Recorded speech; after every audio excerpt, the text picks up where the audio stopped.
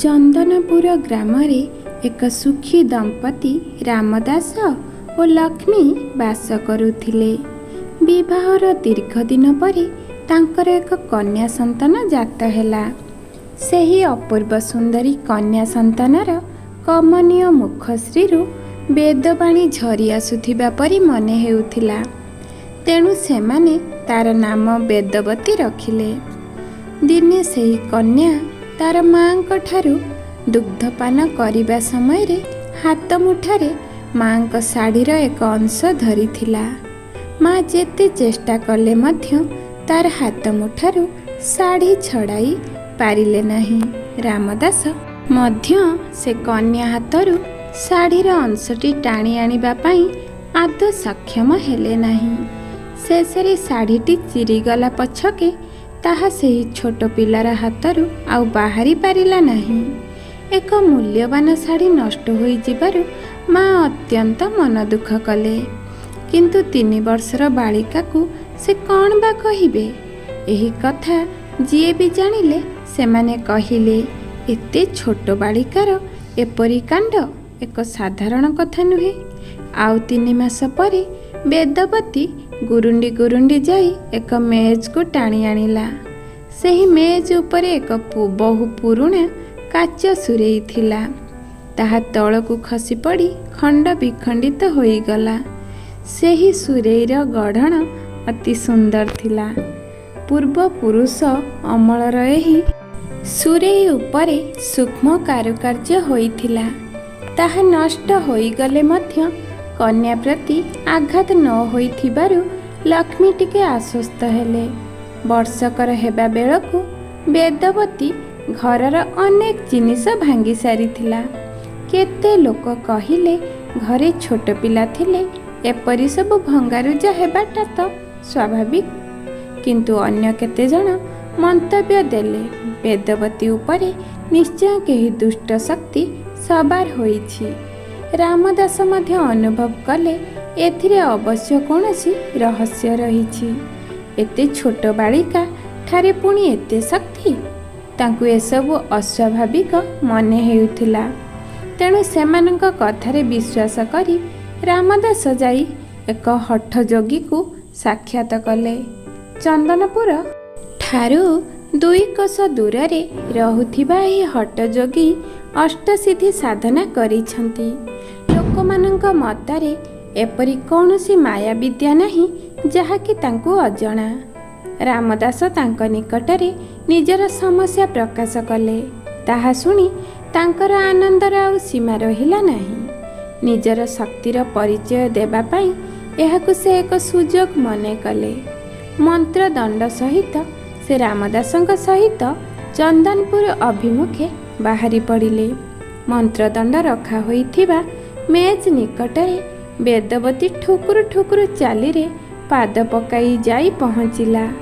ମନ୍ତ୍ରଦଣ୍ଡଟି ହାତରେ ଧରିବା ପାଇଁ ଚେଷ୍ଟା କରିବାରୁ ତାହା ସିଧା ମେଜ ଉପରୁ ଗଡ଼ି ଆସି ତଳେ ପଡ଼ି ଖଣ୍ଡ ଖଣ୍ଡ ହୋଇ ଭାଙ୍ଗିଗଲା।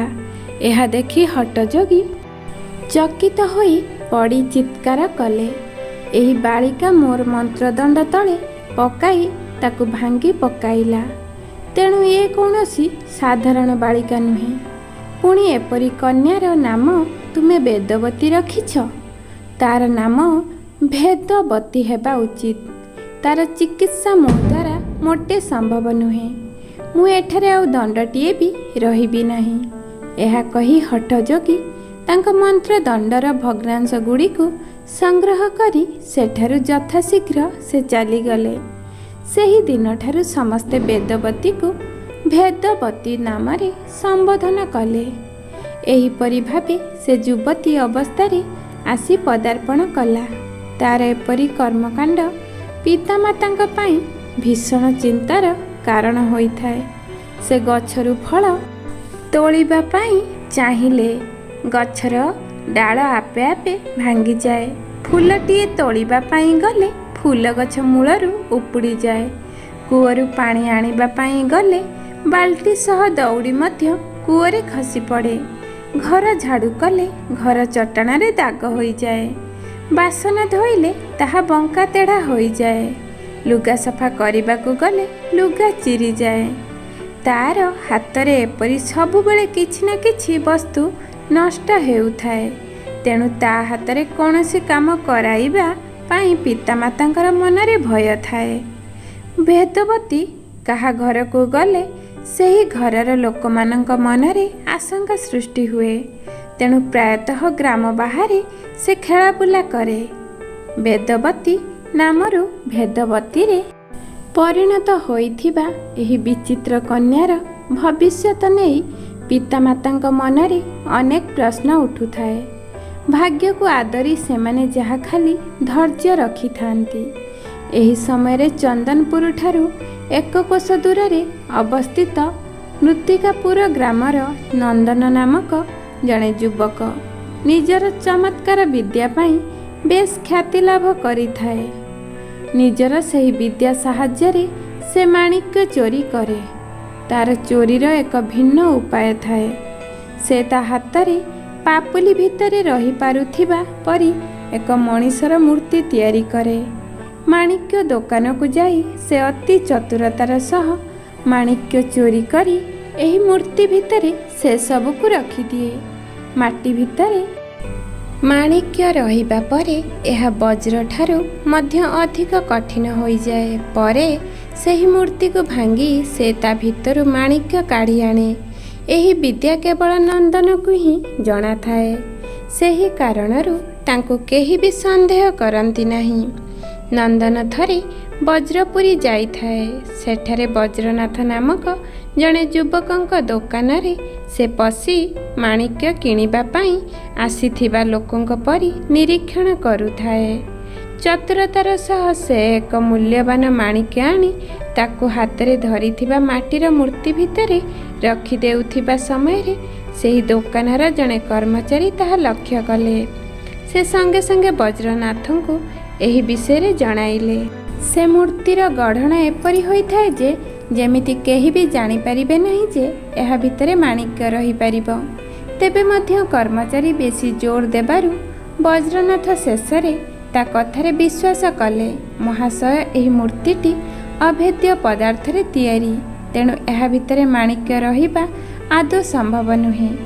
ଆପଣମାନଙ୍କର ଏ ଅଭିଯୋଗ ଅସତ୍ୟ, କପୋଳ କଳ୍ପିତ। ଏହିପରି ଭାବି ନନ୍ଦନ ନିଜକୁ ନିର୍ଦ୍ଦୋଷ ସାବ୍ୟସ୍ତ କରୁଥାଏ। କିନ୍ତୁ ବଜ୍ରନାଥ କହିଲେ, ମୋର କର୍ମଚାରୀମାନେ ତ କେବେ ବି ମିଥ୍ୟା କହନ୍ତି ନାହିଁ। ତାହା ସତ୍ୟ। ଆମ ଦୋକାନରେ ହିସାବରୁ ଗୋଟିଏ ମାଣିକ୍ୟ ଉଣା ପଡ଼ୁଛି। ଏହି ମୂର୍ତ୍ତିଟି ଭାଙ୍ଗି ପରୀକ୍ଷା କଲେ ତୁମର କୌଣସି ଆପତ୍ତି ନାହିଁ ତ? ନନ୍ଦନ ତାଙ୍କ କଥାରେ ସମ୍ମତି ଜଣାଇଲା। ମୂର୍ତ୍ତିଟିକୁ ଭାଙ୍ଗିବା ପାଇଁ ଅନେକ ଚେଷ୍ଟା କରି ମଧ୍ୟ ଦୋକାନର କର୍ମଚାରୀମାନେ ବିଫଳ ହେଲେ।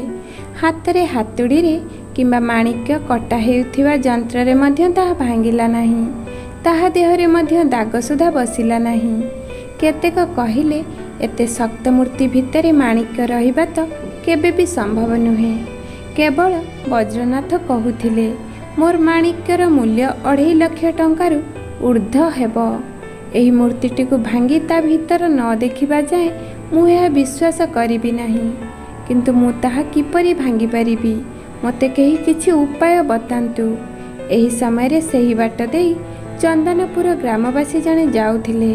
ସେ ଏହି ଘଟଣା ଜାଣିବା ପରେ କହିଲେ, ଏହି କାମ ଆମ ଗ୍ରାମର ଭେଦବତୀ ନିଶ୍ଚୟ କରିପାରିବ। ଏହାପରେ ଉପସ୍ଥିତ ଲୋକମାନଙ୍କୁ ସେ ଭେଦବତୀର କାହାଣୀ ଶୁଣାଇଲେ। ଲୋକମାନେ କହିଲେ, ଏହା ଏକ ମନଗଢ଼ା କାହାଣୀ ପରି ମନେ ହେଉଛି। ଏପରି କାମ ଜଣେ ବାଳିକା ପକ୍ଷରେ କେବେ ବି ସମ୍ଭବ ନୁହେଁ। କିନ୍ତୁ ବଜ୍ରନାଥ କହିଲେ, ଏହି କଥାକୁ ଏପରି ହସରେ ଉଡ଼େଇ ଦେବା ନାହିଁ। କାହା ନିକଟରେ କେଉଁ ବିଦ୍ୟା ଲୁଚି ରହିଛି ତାହା ଜାଣିବା ମୋଟେ ସହଜ ନୁହେଁ। ମୋ ବିଚାରରେ ଏହି ଯୁବକ ନିକଟରେ ନିଶ୍ଚୟ କୌଣସି ଚମତ୍କାର ଗୁଣ ରହିଛି। ଯଦି ଏହି ମୂର୍ତ୍ତି ଭିତରେ ମାଣିକ୍ୟ ରହିଥିବା କଥା ପ୍ରମାଣିତ ହୋଇଯାଏ, ତେବେ ନନ୍ଦନ ପରି ଜଣେ ମହାଚୋର ଆଜି ନିଶ୍ଚୟ ଧରା ପଡ଼ିବ। ଏଥିପାଇଁ ମୋତେ ପ୍ରଶଂସା ମିଳିବ, ପୁରସ୍କାର ବି ମିଳିବ। ଭେଦବତୀ ଏହି ମୂର୍ତ୍ତି ଭାଙ୍ଗିବା ପାଇଁ ସକ୍ଷମ ହେଲେ ମୁଁ ତାକୁ 1 ଲକ୍ଷ ମୁଦ୍ରା ଉପହାର ଦେବି। ନନ୍ଦନ ଏହି ଆହ୍ୱାନକୁ ମଧ୍ୟ ସ୍ୱୀକାର କଲା। किंतु से एही शर्त रखिला जे जदि भेदवती एही मूर्ति भांगिबाकू सक्षम न हुए तेबे वज्रनाथ ता पुरुणा माणिक्य सबु उपयुक्त दाम देई किणिबा पाई बाध्य। वज्रनाथ कहिले मूर्ति भितरु माणिक्य बाहरिले प्रमाणित होइजिव जे तुम घरे सबु माणिक्य चोरी माल अटे, तेणु सेगुड़िकु तुमे सरकार को समर्पण करिबा पाई बाध्य। तुमको मध्य मोर एही शर्त मानिबाकू पड़िबो। एहीपरि से दुहे शर्त रखी चंदनपुर ग्राम रे जाई पहुँचिले। सेमाने रामदासंक घर निकटरे पहुँची प्रथमे भेदवती को भेटिले। भेदवतीर अपूर्व रूप माधुरी सेमानंकु बड़ विस्मित कला। वज्रनाथ निजर समस्या व्यक्त करी कहिले, मोर नाम वज्रनाथ, मु जणे माणिक्य बेपारी। एही मूर्ति भितर एक माणिक्य अछि कि नहीं ताहा जानिबा पाई आमे बहुत चेष्टा करी एहाको भांगिबारे विफल हेलु। तुमे ताहा करि पारिले मु तुमको 1 लाख मुद्रा उपहार देबी। नंदन मध्य भेदवती निकटକୁ जाई निजर परिचय देई कहिला, जदि एही मूर्ति भितरे माणिक्य नथिबा कथा प्रमाणित हुए तेबे मु तुमको विवाह करिबी। सेमानंक कथा सुनी भेदवती कहिला, मोर माता पिता मोर मुरबी अटंती, तांको सहित विवाह संबंधरे आलोचना कर। मो हाथ को से मूर्तिटी को दियंतु। एते कठिन मूर्ति मो हाथ रे भांगी पारुछि कि नहीं मु ताहा परीक्षा करे। वज्रनाथ ता हाथ को से मूर्तिटी बढ़ाउथिबा समय रे ताहा वेदवती हाथरू खसी पड़िला। ताहा तळे पड़ी खंड विखंडित होई जिबा सहित एहा भितरे थिबा माणिक्य बाहरी पड़िला। हेइटी मोर माणिक्य। वज्रनाथ एपरी कही खुशी रे डेई पड़ी ताहा धरी पकाइले। एहा देखि नंदन भयरे थरी उठिला और मिछरे थरी थरी से कही उठिला, एहा एक चालबाजी, मु माणिक्य चोरी करी नहीं। एपरी कही कही नंदन सेठारु धाई पलाउथिबा समय रे केते जण युवक दौड़ी जाई ताको धरी पकाइले। वज्रनाथ सेमानंकु कहिले, एही चोर को राजधानी नहीं जाई कटुआलंक हाथ रे अर्पण कर। एहा घरे अनेक चोरी माणिक्य रहिछि, सेगुड़िक मध्य उद्धार होई पारिबो। गृह सम्मुखरे लोक ठूल होइथिबार देखि रामदास और लक्ष्मी व्यतिव्यस्त होई पड़िले। सेठारे सेमाने वेदवती ठारू समस्त विषय जानी पारिले। वेदवती पितामाता को कहिला, मूर्ति भांगी पारिले एही युवक मते 1 लाख मुद्रा पुरस्कार देबे बोली कहिथिले। रामदास और लक्ष्मी तांका कन्यार एभली कथा को अविश्वास कले। तेणु सेमाने विस्मित होई वज्रनाथ को देखिबारु सेमानंको से प्रणाम करी विनयर सहित कहिले, 1 लाख मुद्रा कौन, आपण माने सम्मति हेले मु वेदवती को विवाह करिबा पई राजी। एहा सुनी रामदास और लक्ष्मींकर आनंदर आ सीमा रहिला नहीं। वेदवती लज्जारे मथानत करी मांक पछपटे जाई ठिया हेला। सेमाने कृतज्ञता पूर्वक कहिले, एहाठारु बड़ी आनंदर कथा आम पाई आउ कौन बा होई पारे।